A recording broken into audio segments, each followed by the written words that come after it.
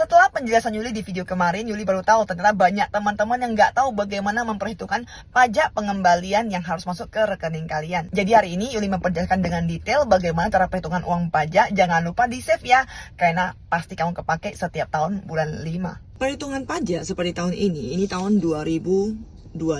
Oke, jadi di tahun 2025 yang kita hitung adalah perpajakan tahun 2024. Yang kita lihat ya di tahun 2024. Kita lihat ya, jadi mulai dari 1 Januari. Oke, 1 Januari sampai dengan 31 Desember. Nah, ini total kan ada 365 hari ya. Totalnya 365 hari. Jadi kita mesti melihat perhitungan di tahun 2024 kita ini, apakah kita stay di Taiwan ada lebih dari 183 hari atau tidak. Jadi misalnya, kapan sih kita bisa melihat 183 hari? 183 hari itu di perbatasan, yaitu setiap tahun beda-beda ya. Di perbatasan ada yang di Juli 4, ada yang di Juli 3. Jadi seperti tahun 2024, ini pertengahan 183 hari itu adalah di Juli tanggal 3. Jadi untuk kamu-kamu ya, baik PMI, baik murid, baik pekerja formal ataupun informal, itu semua wajib membayar pajak. Kita bagi dua. Sewaktu kamu stay di Taiwan, itu lebih kecil dari 183 hari. Oke, dengan sewaktu kamu stay di Taiwan lebih dari 183 hari. Misalnya nih, kamu tibanya di bulan Juli tanggal 4, berarti kamu lebih kecil dari 183 hari di Taiwan. Jadi kamu akan mengikuti perhitungan pajak non penduduk Taiwan. Ya, yang kita namakan non itu adalah dibagi dua jenis pajaknya, yaitu 6% dan 18%. Oke.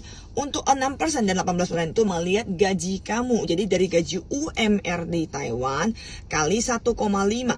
Oke, kali 1,5 yaitu dengan total 42.885 ke bawah. Ya, jangan masuk 20.000 juga harus bayar pajak ya.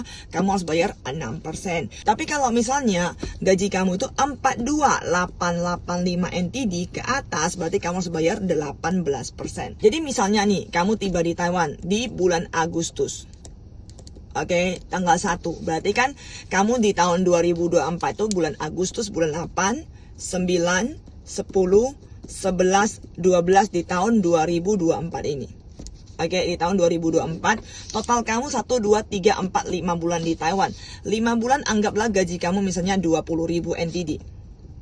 Oke, berarti total gaji kamu yang kamu terima di tahun 2024 ini adalah 100.000 NTD.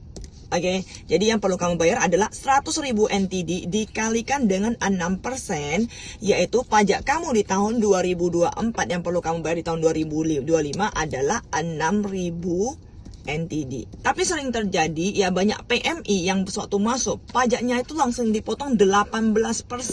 Jadi teman-teman harus melihat juga gaji slip kalian dipotong berapa. Jadi kalau kamu di awal udah dipotong sampai 18%, sedangkan yang perlu kamu bayar cuma 6%, saat 12% ini agensi kalian ada terima lebih atau pabrik kalian terima lebih, pabrik harus membalikan kepada kalian sisa pajak tersebut. Tapi kalau misalnya kamu udah bekerja lebih dari 183 hari, kamu udah termasuk perhitungan pajak penduduk Taiwan. Kalau pajak orang Taiwan 5% sampai 40%, jadi itu melihat berapa nilai pendapatan kamu. Untuk total bebas pajak di tahun ini adalah 446.000 NTD. Jadi kalau kita hitung per bulannya, berarti gaji kamu itu sekitar, kalau kita bagikan dengan 12 ya, berarti gaji kamu itu sekitar 37.167 NTD.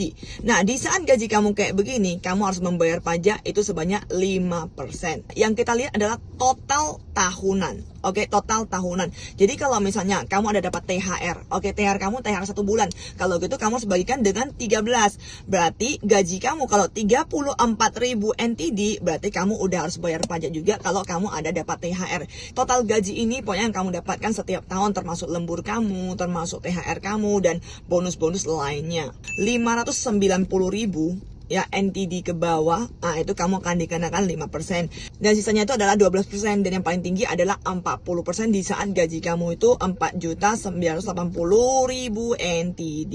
Meskipun kamu perlu membayar pajak, tapi kamu bisa mengurangi biaya pajak kamu, yaitu dengan memberikan bukti bahwa kamu ada membiayai keluarga kamu, ada memberikan sumbangan. Untuk teman-teman yang sudah full 183 hari, teman-teman boleh langsung juga masuk ke website perpajakan untuk melaporkan pajak kalian setiap tahunnya. kelebihannya. Jikalau ada kelebihan, pihak perpajakan juga bisa mengembalikan langsung. Kalau untuk kamu yang ada daftar website, kalian boleh langsung masukkan nomor rekening kamu. Tapi kalau untuk kamu yang diwakilkan oleh agensi, itu biasanya agensi bakal bantu kamu mengambil cek dari Biro Perpajakan. Setelah itu akan ditransfer ke rekening kamu dan kamu bisa tarik melalui ATM kamu.